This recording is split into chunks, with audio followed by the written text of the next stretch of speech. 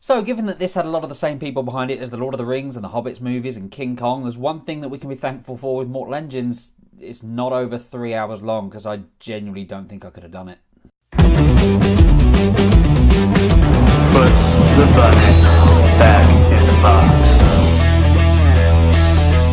box. Starring amongst others, Robert Sheehan, Hera Hilmar, Jihae, Ronan Rafferty, Layla George, Stephen Lang and Hugo Weaving. Directed by Christian Rivers, off of a screenplay by Fran Walsh, Philippa Boyens and Peter Jackson. This is my review for Mortal Engines. Tom, played by Robert Sheehan, lives in London, but London is now a giant vehicle type thing. It moves along and it consumes other smaller towns, and he's never experienced life outside of this moving city. But when he comes a cropper of Hugo Weaving's character, who's not a very nice man, he finds himself thrown out. And alongside a character called Hester, he plots to take down his enemy. So this was a movie that I could have gone one way or another, I think. Sadly, it went the one I was hoping it wouldn't. But it looked like a visually impressive film that might not have what it takes to be truly memorable. And really that's kind of what this is, because there's a lot of this that I really like, and that comes down to the visuals. There's a steampunk feel to this that is just so awesome to watch. Just seeing, particularly in the early scenes, the city of London just charging towards this little small town, firing weapons at it and just consuming it for its resources. It's really, really exciting stuff. And there's a lot of the visuals in this that really are quite exhilarating, actually. The actual world design itself, I think, is really, really successful. It's an element of this movie that I enjoyed a lot, and it's something I want to see more of. Like, I'm truly interested in other parts of Earth as it's been left in this world.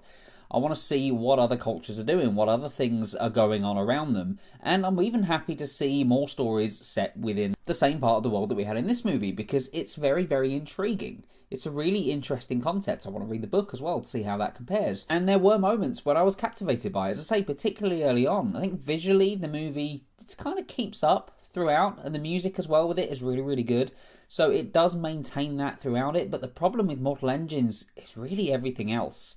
Because the script, and I can't really believe that the script was written by these three people, the same people that did Lord of the Rings, and, you know, The Hobbit had some problems, and King Kong, 2005's King Kong, a movie I really, really liked, even if I think it could have done with shaving an hour off. But the point is that they're good writers. They know how to write good scripts. We've seen a number of films from them that are really, really strong. But this just seems like they weren't really that fussed, because the dialogue is very generic, and the characters themselves are also very generic. They're very bland, they're very minimalist. There's not a lot to them, even though we get moments and story beats that's meant to make us connect with them. It just never really works. The performances as well are pretty flat across the board. I mean, Hugo Weaving is good. He does what he can with it. I just always enjoy watching Hugo Weaving, if I'm honest. But he's wasted here. His villainous character isn't all that interesting. The leads aren't particularly great either. Hera Hilmar is probably the best of the bunch, to be honest with you. Her character, Hester, her backstory is at least interesting. I don't think they do enough with it or with her, but there's at least enough about that character to make me, I wouldn't say enjoy watching her, but to be able to stand it, at least. To be able to at least connect on some sort of level with her. Robert Sheehan is a massive disappointment in this one. He didn't really have anything to do, really, to elevate himself above the material. He wasn't given that opportunity, but he's miscast in this one. A lot of this reminds me of Valerian, in a way, which I thought was a very interesting setup, a very interesting world, but just with such a poorly cast lead that the whole film started to crumble around it, and I feel that with Sheehan as well. This is Hester's movie in a lot of ways, but Robert Sheehan's character, Tom, he's the one that we're introduced to. He's the one whose journey we're following. As he touches down on the outside, we're seeing it through his eyes. And he just wasn't the right choice for this movie. And I say that with a heavy heart, because I like Robert Sheehan. I always have done. I think he was very good in Bad Samaritan. I think that movie was unfairly knocked. Obviously, Misfits is a brilliant show. I loved him in that. His character Nathan's one of my favourite characters ever, I think. But he just wasn't right for this. He wasn't right for the part. He didn't have a commanding presence about him. Some of the delivery of the lines that he were given, and they weren't great lines, just felt very, very flat. And yeah, it just let so much down, really. All the potential that this film had was let down by decisions like that. And also, this film is really boring. That's the biggest takeaway from this one. The thing that shocked me the most is how dull it is. Because, as I say, yeah, there's some great visuals. There's some really exciting set pieces happening.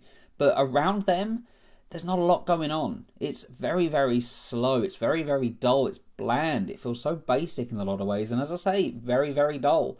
I'm just happy that there were at least some aspects of this that I enjoyed.